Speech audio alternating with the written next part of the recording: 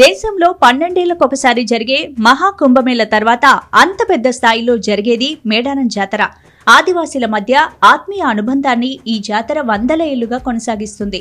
ప్రతి 2 ఏళ్లకొకసారి నిర్వహించే ఈ జాతరకు తెలుగు రాష్ట్రాలతో పాటు పక్క రాష్ట్రాల జనం మేడారం వైపు కదులుతారు.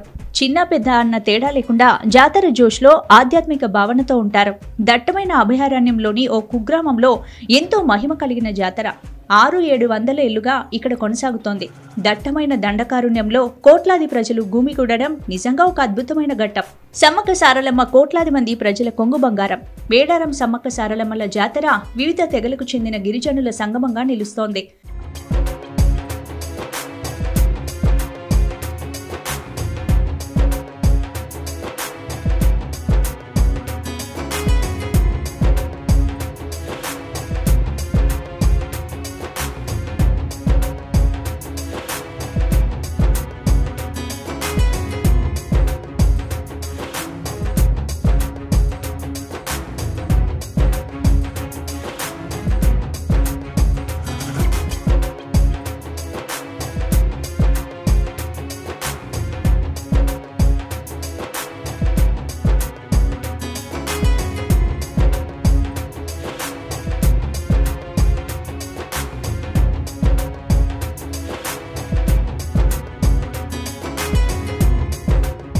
మొదట్లో తెలంగాణ ప్రాంతంలోని కోయ గిరిజన ఆదివాసీల దైవంగా నిలిచిన వనదేవతలు ఆ తర్వాత వివిధ రాష్ట్రాల కోయ గిరిజన తెగలకు ఆరాధ్య దైవాలుగా మారారు.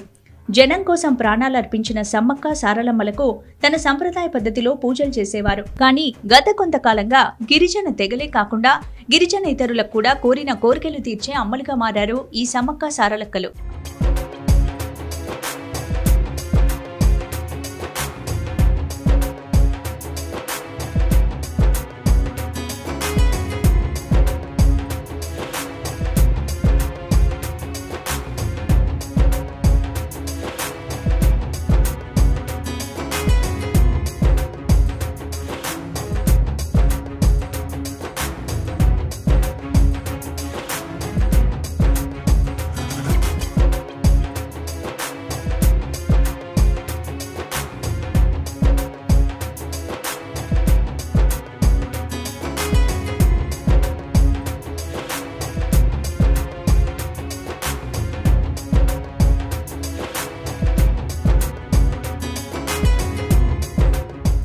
రెండేళ్లకొకసారి జాతర జరగడం ఆనవాయితీగా వస్తోంది.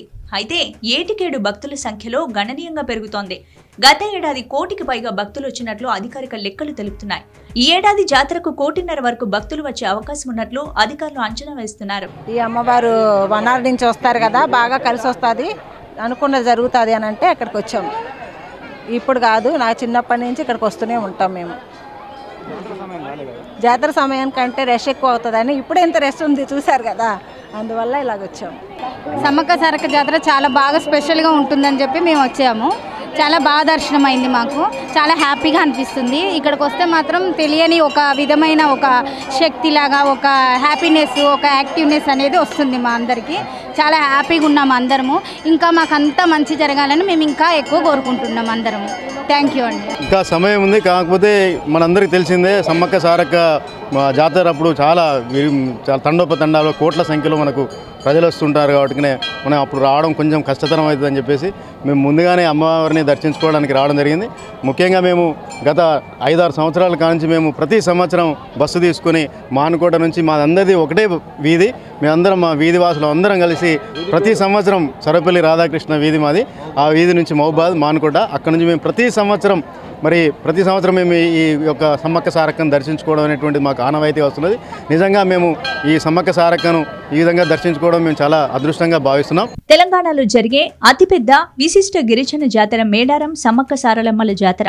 ఈ జాతర 2 ఏళ్లకొకసారి జరుగుతుంది. సుమారు 900 సంవత్సరాల చరిత్ర కలిగిన ఈ జాతరను 1940వ సంవత్సరం వరకు చిలుకల గుట్టపై గిరిజనులు మాత్రమే జరుపుకునేవారు. కానీ 1940 తర్వాత తెలంగాణ ప్రజలంతా కలిసి జరుపుకుంటున్నారు. ఏటేటా జనం పెరుగుతుండటంతో జాతరను కొండ కింద జరపడం ప్రారంభించారు. ఇక్కడ అమ్మవార్లకు మిగతా దేవతల మాదిరిగా విగ్రహాలుండవు, గుడులు ఉండవు. అమ్మలకు చిహ్నంగా గద్దెలు, వాటిపై కర్రలు ఏర్పాటు చేయబడి ఉంటాయి. ఈ గద్దెలపైకి జాతర రోజు అమ్మవార్ల ప్రతిరూపాలుగా ఉన్న కుంకుమ భరణిలను తీసుకొస్తారు. కానీ సమ్మక్క ఎక్కడ పుట్టింది, ఎక్కడ పెరిగింది, ఆమె ఆటలాడింది ఎక్కడ అనే విషయాలు ఇప్పటికీ చాలా మందికి తెలియదు.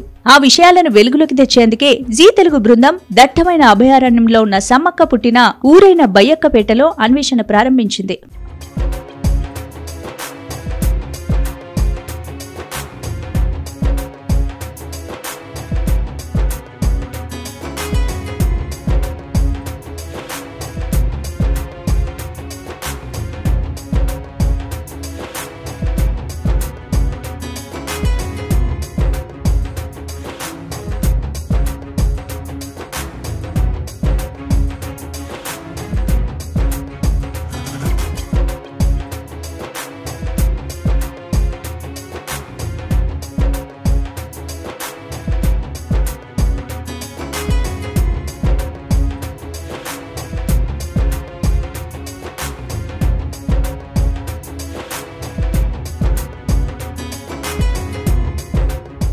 భూపాలపల్లి జిల్లా తడ్వాయి మండలంలోని బయ్యక్కపేటకు జీ తెలుగు న్యూస్ బృందం చేరుకుంది.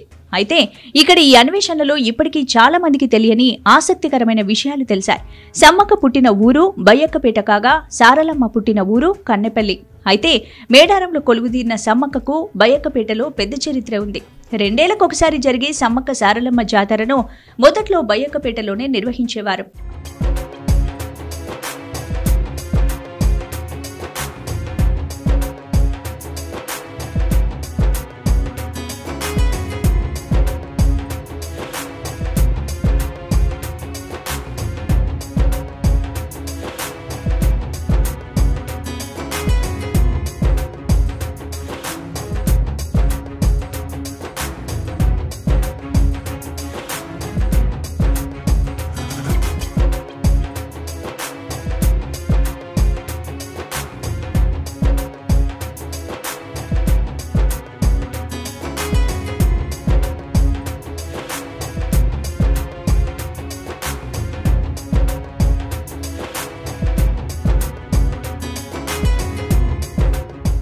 మాఘశుద్ధ పౌర్ణమి రోజు నిర్వహించే ఈ జాతరకు అప్పట్లోనే భక్తులు పెద్ద సంఖ్యలో వచ్చేవారు. అయితే క్రమక్రమంగా భక్తుల సంఖ్య పెరగడంతో ఇక్కడ జాతర జరపడం ఇబ్బందిగా మారింది. స్థలం లేకపోవడం, తాగునీరు తదితర సమస్యల రీత్యా జాతరను 1940లో మేడారానికి మార్చారు.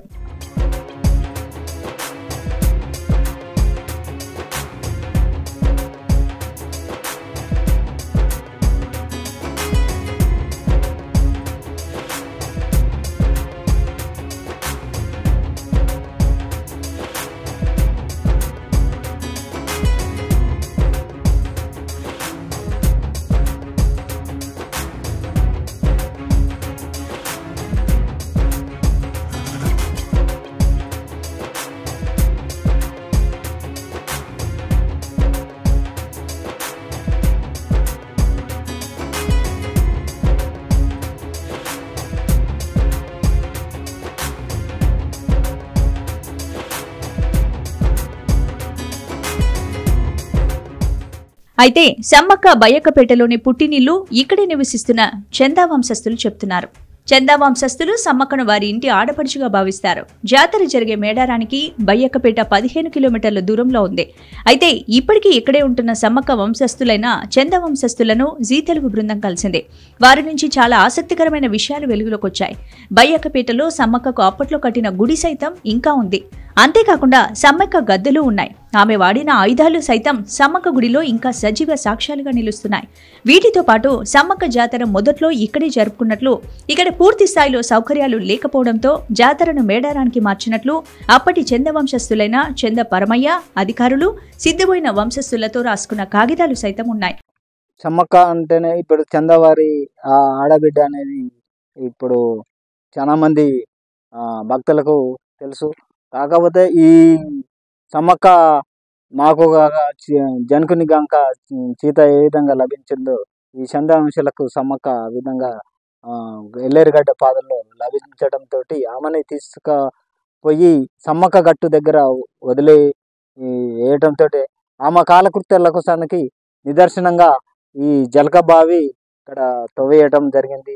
అప్పటి నుండి ఇప్పటి వరుసకు అక్కడ అదృష్టం అయిపోయిన తర్వాత ప్రతి 2 సంవత్సరాలకు ఒకసారి నాకు జాతర జరిపించడం చెప్పడంతో అప్పటి నుండి ఇప్పటి వారికి నిదర్శనంగా మేడారంలో కానీ బైకపేటలో కానీ ప్రతి 2 సంవత్సరాలకు ఒకసారి జాతర జరిపించటం జరుగుతుంది. ఆ సమయంలో జాతర ఆదాయ వ్యయాల్లో వాటాలు ఎంత అనేది అప్పుడే నిర్ణయించుకున్నట్లు ప్రస్తుతం ఉన్న కాగితాలను బట్టి తెలుస్తోంది.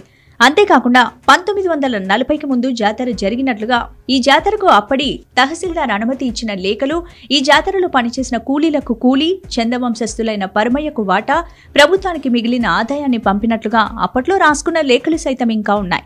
వీటన్నిటి రీత్యా సమ్మక్క జాతర మొదట్లో బయ్యక్కపేటలోనే జరిగేది అనేది స్పష్టంగా తెలుస్తోంది.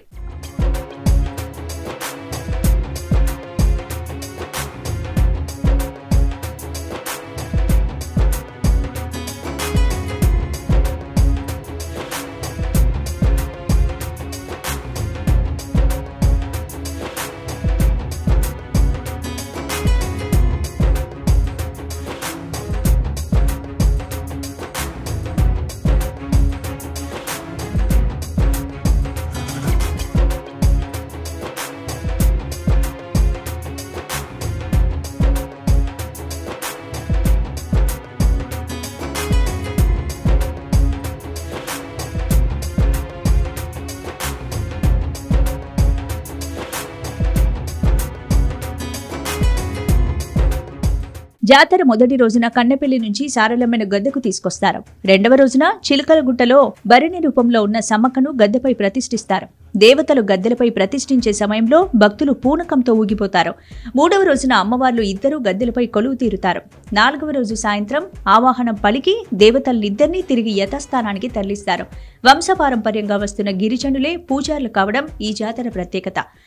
వచ్చేటువంటి కొంతమంది కస్టమర్స్ కూడా ఇక్కడ రావడం జరుగుతుంది. జరిగినటువంటి టైంలో ఇప్పుడే కొద్దిసేపటి క్రితం కూడా బంగారాన్ని అయితే వీరైతే జోకడం జరిగింది. వీరికి సంబంధించినటువంటి డీటెయిల్స్ ఇటు ఫోన్ నెంబర్తో పాటు ఇటు ఆధార్ కార్డు, వారి పూర్తి వివరాలతో పాటు ఒక బిల్లును కూడా వీరికైతే ప్రొవైడ్ చేస్తున్నారు. ఇక్కడ కస్టమర్స్కు ఇచ్చేటువంటి పరిస్థితి కనిపిస్తుంది. ఎందుకంటే కూడా మేడారం సమ్మక్క సారలమ్మ జాతర నేపథ్యంలో కూడా నిలువెత్తు బంగారాన్ని అమ్మవార్లకైతే సమర్పిస్తున్నారు. నిర్వహించేటువంటి క్రమంలో కొంతమంది వ్యాపారులు అక్రమంగా ఇతర రాష్ట్రాలకు అదేవిధంగా ఇతర రవాణా కార్యక్రమాలు చేపడుతున్నారు, నల్ల బెల్లాన్ని విక్రయిస్తున్నారు. నేపథ్యంలో కూడా ఆబ్కారీ శాఖ కొన్ని ఆంక్షలు అయితే విధించింది. ఇందులో భాగంగా ప్రధానంగా వచ్చేటువంటి కస్టమర్స్ తమ బంగారాన్ని కొనుగోలు చేసేటువంటి క్రమంలో కూడా వారి పూర్తి వివరాలు, అదేవిధంగా ఒక Aadhaar card, phone number, xerox copy కూడా వెంట తీసుకొచ్చి ఇక్కడ ఉన్నటువంటి బెల్లం వ్యాపారులకు సమర్పించిన తర్వాతకి వారికి బిల్ అదేవిధంగా బెల్లాన్ని కూడా వారికి సమర్పిస్తున్నటువంటి పరిస్థితి కనిపిస్తుంది.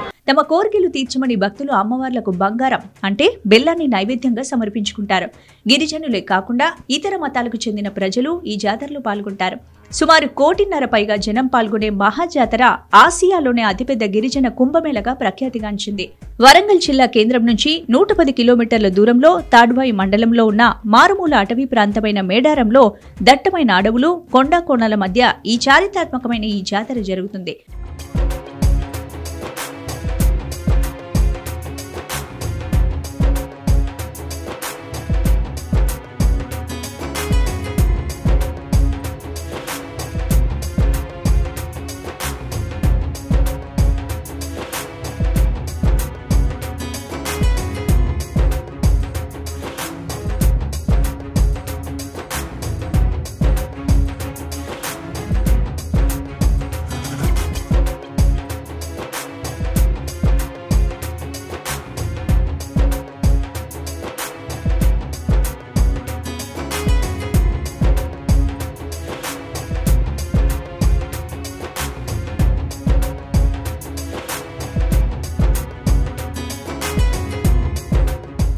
సమస్త గిరిజనుల ఆరాధ్య దేవతలు, కష్టాలు కడతీర్చే కలియుగ దైవాలుగా, ఆపదలో ఉన్నవారిని ఆదుకునే ఆపద్బాంధవులుగా, వనదేవతలుగా పూజలందుకుంటున్నారు సమ్మక్క సారక్క. మన రాష్ట్రం నుండే కాకుండా పొరుగు రాష్ట్రాలైన ఆంధ్రప్రదేశ్, మహారాష్ట్ర, మధ్యప్రదేశ్, ఒడిశా, ఛత్తీస్గఢ్, జార్ఖండ్ రాష్ట్రాల నుంచి కూడా లక్షల కొద్దీ భక్తులు తండోపతండాలుగా తరలివచ్చి మొక్కులు చెల్లించుకుంటారు.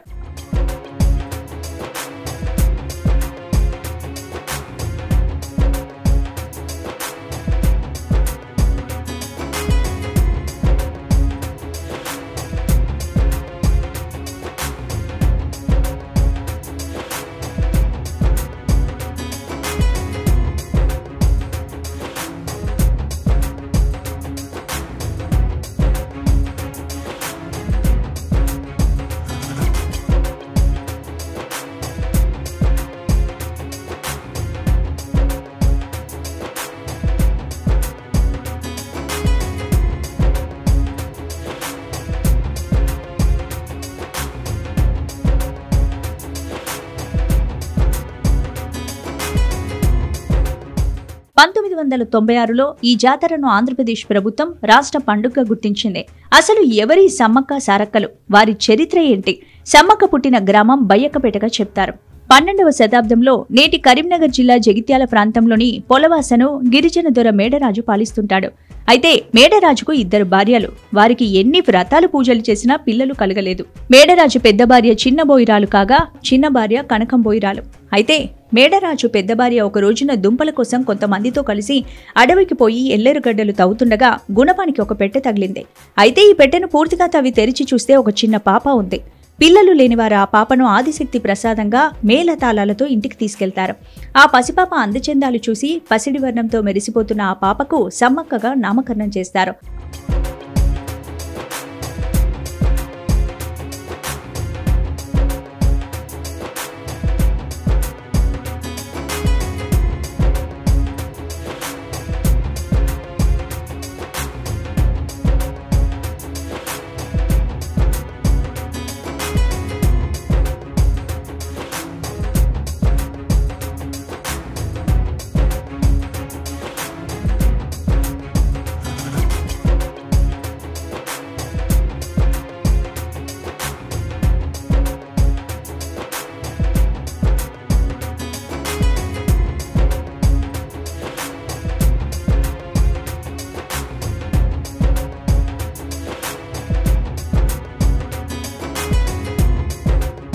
కార్తీక పౌర్ణమి రోజున దొరికిన పాపని చూసి ప్రజలంతా సంబరాలు జరుపుకుంటారు. అయితే కొద్ది రోజుల తర్వాత పెద్ద భార్యకు మన్యుడు, గండ్రగొడ్డలి అనే 2 కుమారులు జన్మిస్తారు. చిన్న భార్యకు నాగులమ్మతో పాటు మరో 2 పిల్లలు జన్మించారు. సమ్మక్క మేడరాజు ఇంట్లో పెరుగుతోంది. చిన్న పాప ఊరిలో ఎవరికి ఏ కష్టం వచ్చినా బాధలు వచ్చినా ఆకుపసరితో నయం చేస్తుండేది.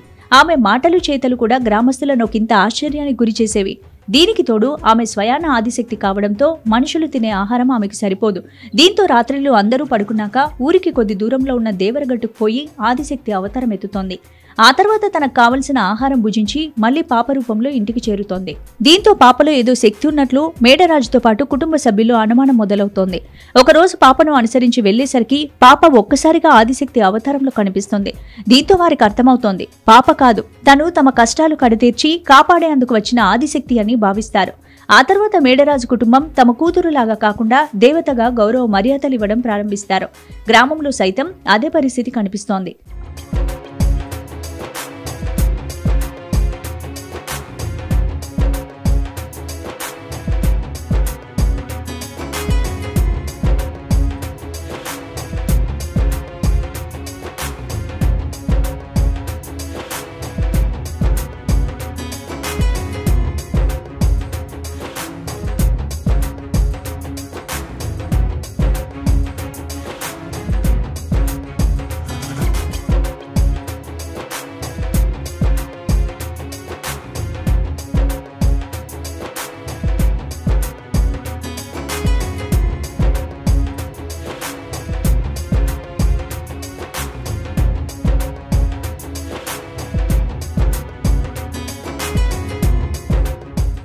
సమ్మక్కకు కుటుంబ సభ్యులు, గ్రామస్తులు గతంలో కాకుండా కొత్తగా మర్యాదలు ఇవ్వడం ఇబ్బందిగా ఫీల్ అవుతోంది. దీంతో వీరికి విషయం తెలిసిపోయింది కాబట్టి నేనిక్కడ ఉండొద్దు అని నిర్ణయించుకుంటుంది. తండ్రి మేడరాజుతో నేనిక్కడ ఉండలేను, నన్ను దేవరగట్టుకు వదిలేయండి అని చెప్తోంది. దీనికి మేడరాజు కుటుంబంతో పాటు గ్రామస్తులు సైతం ఒప్పుకోరు. కానీ సమ్మక్క గట్టిగా పట్టుబడడంతో వారికి ఇబ్బంది అనిపించినా సమ్మక్కను గట్టుకు తీసుకెళ్లి వదిలిపెడతారు. ఇక్కడ తనకు కావలసిన తాగునీరు, స్నానానికి అవసరమైన బావిని తవ్వించమని అడగడంతో మేడరాజుకు గట్టుకు సమీపంలో ఒక బావిని తవ్విస్తారు. ఆ బావిలోనే అమ్మవారు జలకాలాడేదనేది చంద్రవంశస్థుల నమ్మకం.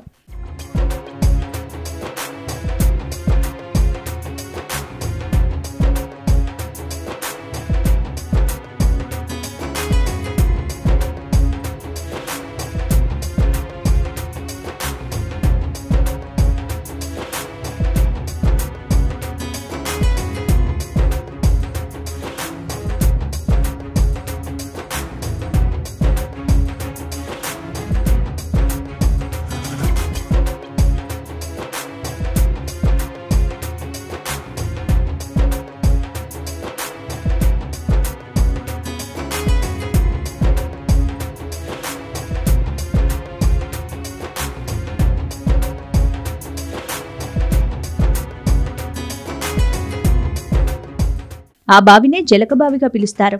ఆ బావి కంకవనంలోని దట్టమైన అటవీ ప్రాంతంలో ఇంకా సజీవంగా ఉంది. గిరిజనులు ఈ జలకం బావిని అత్యంత పవిత్రంగా భావిస్తారు. దట్టమైన కారడవిలో ఉన్న ఈ బావికెళ్లడానికి కనీసం కాలిబాట కూడా ఉండదు. చెట్ల పొదల మధ్యలోనే ఉంటుంది. ఇక్కడికెళ్లడానికి ఎవరూ సాహసం చేయరు. జాతర సమయంలోని గిరిజన పూజారులు మాత్రమే ఇక్కడికొచ్చి జలక బావి నుంచి నీటిని తీసుకెళ్తారు. దట్టమైన అడవి అయినప్పటికీ ఆ బావికెళ్లడానికి ఇక్కడ గిరిజన పూజారులు చెప్పులు సైతం వేసుకోకుండానే వెళ్తారు. అంటే వారికి జలకం బావంటే ఎంత పవిత్రమైందో అర్థం చేసుకోవచ్చు. అంతేకాకుండా గట్టు నుంచి దేవతను తీసుకెళ్లేటప్పుడు ఉగ్రరూపం దాల్చిన అమ్మవారిపై జలకం బావి నీటిని చల్లుతారు. ఈ నీటిని అనక్కాయ బుర్రలు తీసుకెళ్తారు. ఈ నీటిని చల్లడం వల్ల ఉగ్రరూపంలో ఉన్న అమ్మవారు శాంతిస్తారని ఇక్కడి భక్తులు చెప్తున్నారు. అమ్మవారు తీసుకొస్తేప్పుడు ఆమె చాలా ఉగ్ర రూపంతో వస్తుంది కాబట్టి ఈ పూజారి అనే అతనికి అమ్మవారిని పట్టుకునే అంత శక్తి సరిపోదు కాబట్టి ఈ జలక బావి నీళ్ళు చాలా పవిత్రంగా ఉంటాయి కాబట్టి ఆ నీళ్ళని మేము సొరకాయ బుర్ర అంటారు. ఆ సొరకాయ బుర్రలో మట్టితోటి చేసింది కాక ఒక లోహంతో కూడా కాదు, ఒక సొరకాయ బుర్రలో దీన్ని పట్టుకోవడం జరుగుతుంది కాబట్టి ఆ నీళ్ళని ఆ పూజారి ఆమె ఉగ్రరూపానికి తట్టుకోలేని పరిస్థితిలో ఈ యొక్క నీళ్ళని ఆ పూజారి పైన జలకర ఉంచటం జరుగుతుంది. దీనే జలక నీళ్ళంటాము, జలక బావి అంటాము.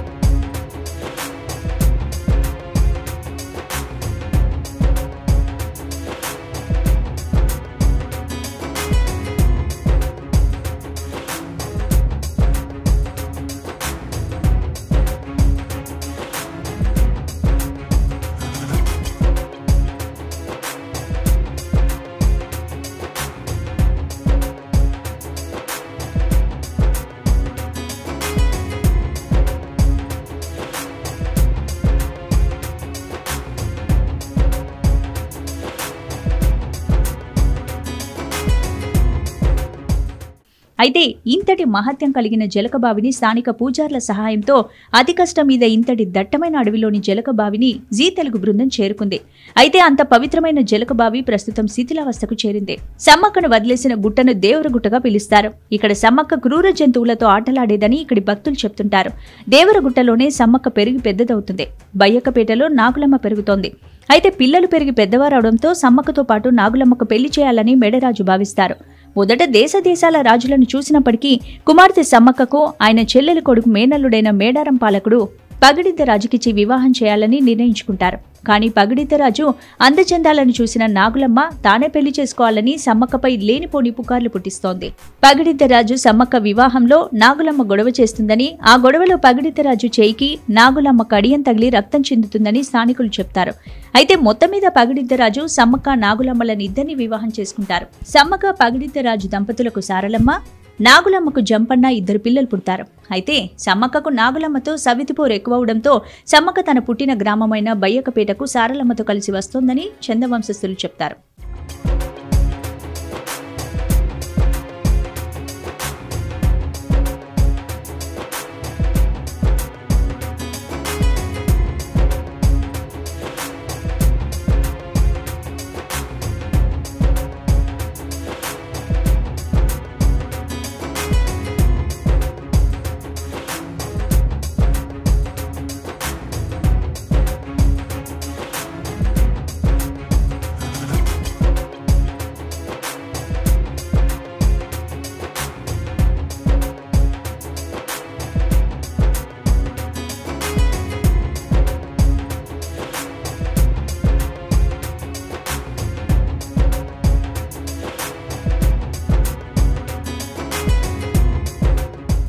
రాజ్య విస్తరణ కాంక్షతో కాకతీయ ప్రభువు మొదటి ప్రతాపరుద్రుడు పోలవాసపై దండెత్తుతాడు.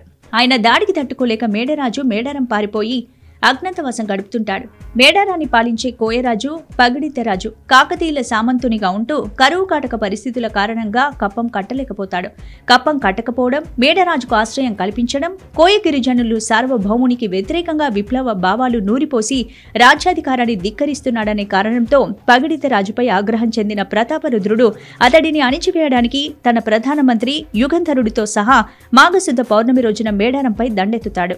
సంప్రదాయ ఆయుధాలు ధరించి పగిడిద్దరాజు, సమ్మక్క సారక్క, నాగమ్మ, జంపన్న, గోవిందరాజులు వేర్వేరు ప్రాంతాల నుండి గెరిల్లా యుద్ధాన్ని ప్రారంభించి విరోచితంగా పోరాటం చేస్తారు. కానీ సుశిక్షితులైన అపార కాకతీయ సేనల దాటికి తట్టుకోలేక మేడరాజు, పగిడిద్దరాజు, సారలమ్మ, నాగులమ్మ, గోవిందరాజులు యుద్ధంలో మరణిస్తారు. పగిడిద్దరాజు కొడుకు జంపన్న సంపెంగ వాగు వద్ద విరోచిత పోరాటం చేసి నేల కొరుగుతారు. అప్పటి నుండి ఆయన రక్తంతో ఎర్రబారిన సంపెంగ వాగు జంపన్న వాగుగా ప్రసిద్ధి చెందింది.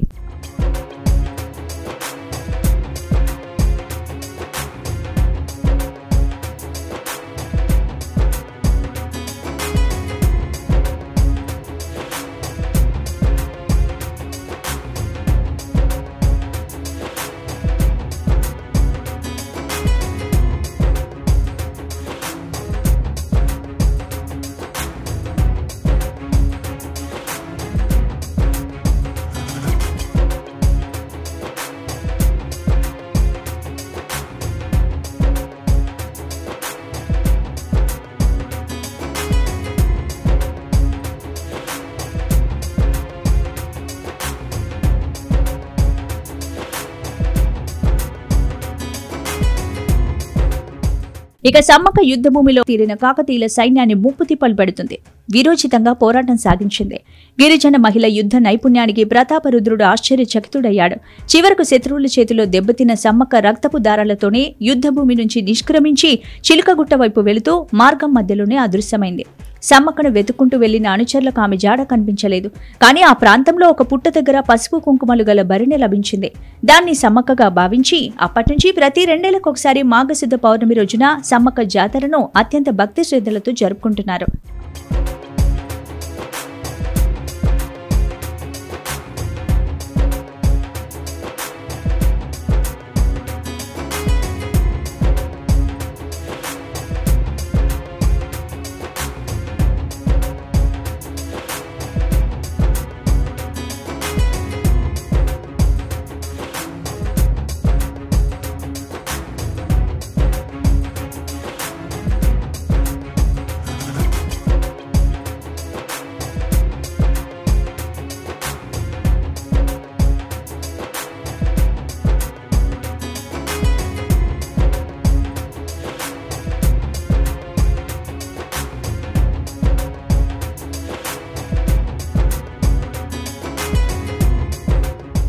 సమస్త గిరిజనుల సమారాధ్య దేవతలు, కష్టాలు కడతీర్చే కలియుగ దైవాలుగా, ఆపదలో ఉన్నవారిని ఆదుకునే ఆపద్బాంధవులుగా, యావతాంధ్ర దేశంలోనే గాక అఖిల భారత దేశంలోనే వనదేవతలుగా పూజలందుకుంటున్నారు ఈ సమ్మక్క సారక్క.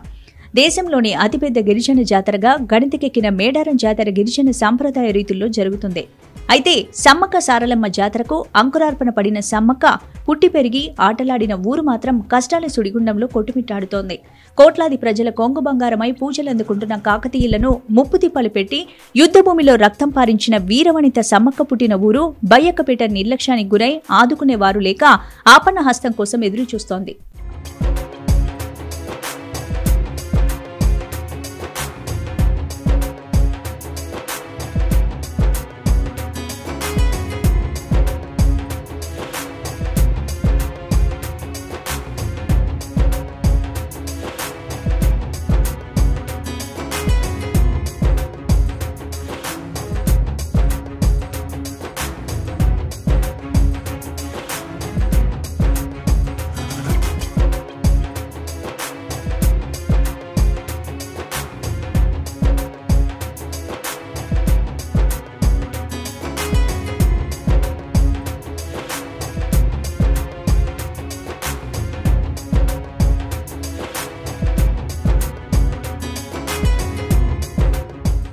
ఎక్కువ శాతం గిరిజనులు నివసించడంతో పాటు సమ్మక్క పుట్టినిల్లు చందవంశస్థులు సైతం ఇక్కడే నివసిస్తున్నారు. జాతర సమయంలో హడావిడి చేసే అధికారులు ఆ తర్వాత అటువైపు కన్నెత్తి చూసిన పాపన పోవడం లేదు. మేడారంలో 3 రోజుల పాటు ఘనంగా జాతర జరిగితే జాతర ముగిసిన 16 రోజుల తర్వాత బయ్యక్కపేటలో తిరుగువారం జాతరను ఘనంగా నిర్వహిస్తారు. తిరుగువారానికి ఒక్కరోజు ముందు ఇంటికొకరు తలస్నానం చేసి అడవికి వెళ్లి రెల్లుగడ్డి కోసుకొచ్చి అమ్మవారి గుడిపై కప్పుతారు. అదే రోజు గుడి ముందు చుట్టుపక్కల అలుకులు చేసి ముగ్గులు వేస్తారు. సమ్మక్కను చందవంశ వంశస్థుల ఇంటి నుంచి సిద్ధపోయిన వంశస్థులు కొమ్ము, డప్పు, మంగళ వాయిద్యాలతో చిందులు వేస్తూ అమ్మవారిని ఊరేగింపుగా గుడికి తీసుకొస్తారు. అయితే అమ్మవారిని గుడికి తీసుకొచ్చే సమయంలో దేవరగుట్టలో నాగుల కాడి లావుతో ఒక మెరుపు మెరుస్తుందని ఇక్కడ భక్తులు చెప్తారు. ఇలా ఇప్పటికీ బయ్యకపేటలో నేటి మేడారం సంస్కృతి, సంప్రదాయాలు ప్రతిబింబిస్తూనే ఉన్నాయి.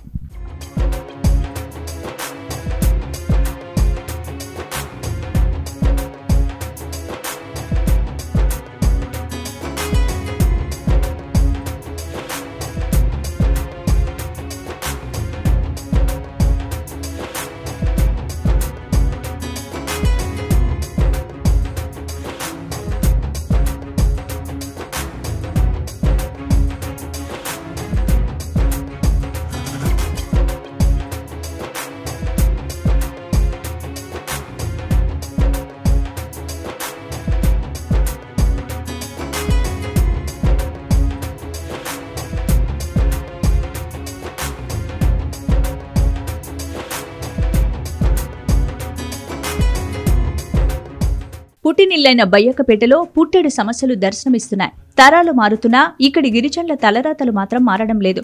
గ్రామాల్లోని గిరిజనులు, గిరిజనేతరుల జీవన విధానాన్ని మార్చడానికి ప్రభుత్వాలు ప్రయత్నించకపోవడంతో వీరి పరిస్థితి ఎక్కడ వేసిన గొంగలి అక్కడే అన్న చందంగా మారింది. మేడారం జాతరకు కోట్లాది రూపాయల నిధులు కేటాయిస్తున్నామని గొప్పలు చెప్పుకుంటున్న ప్రభుత్వ పెద్దలు సమ్మక్క సారలమ్మ జాతర అంకురార్పణ కారణమైన బయ్యకపేటపై శ్రద్ధ పెట్టకపోవడంతో ఇక్కడి ప్రజలు నిత్యం సమస్యలతో సహజీవనం సాగిస్తున్నారు.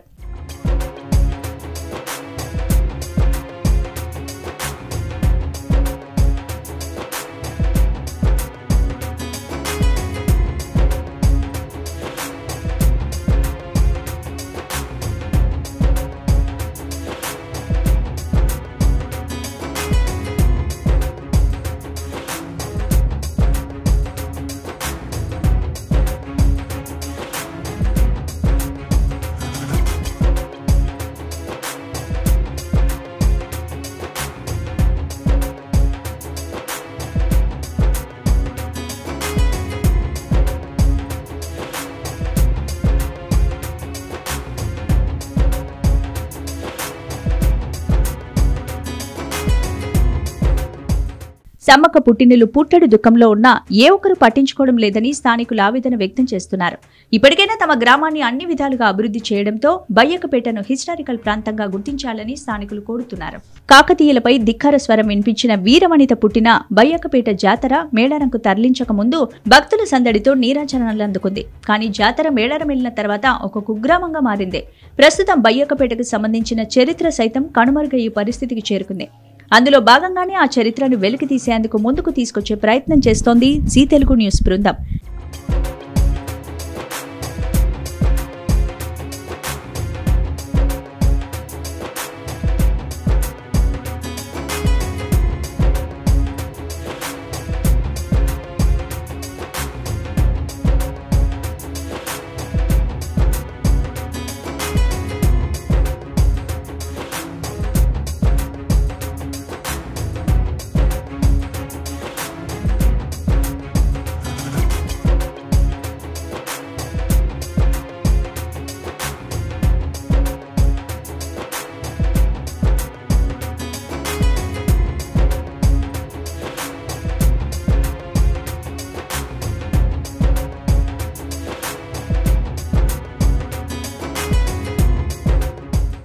గతంలో పరకాల తాలూకాలో ఉండేది. 2009 ఎన్నికల సమయంలో ములుగు నియోజకవర్గంలోకి వెళ్లింది. అయితే గతంలో పరకాలలో ఉండడం మూలంగానో పాలకుల నిర్లక్ష్యంగానో బయ్యకపేట అభివృద్ధికి ఆమడ దూరంలో ఉండిపోయింది. సమ్మక్క గుడి ఇంకా పూరి గుడిసెలోనే ఉంది. ఈ గుడికి పోవడానికి సైతం కనీసం రోడ్డు సౌకర్యం కూడా లేదు. గ్రామంలో అంతర్గత రోడ్డు అధ్వానంగా ఉంది. విద్యార్థుల కోసం పాఠశాల, హాస్టల్ ఉన్నా అందులో ఏమాత్రం సౌకర్యాలు కూడా లేవు. ఇక్కడి ప్రజలు పనులు చేసుకోవడానికి కేవలం వ్యవసాయమే దిక్కుగా మారింది. వ్యవసాయం లేనివారు ఇతర ప్రాంతాలకు కూలీ కోసం వెళ్లాల్సి వస్తుంది.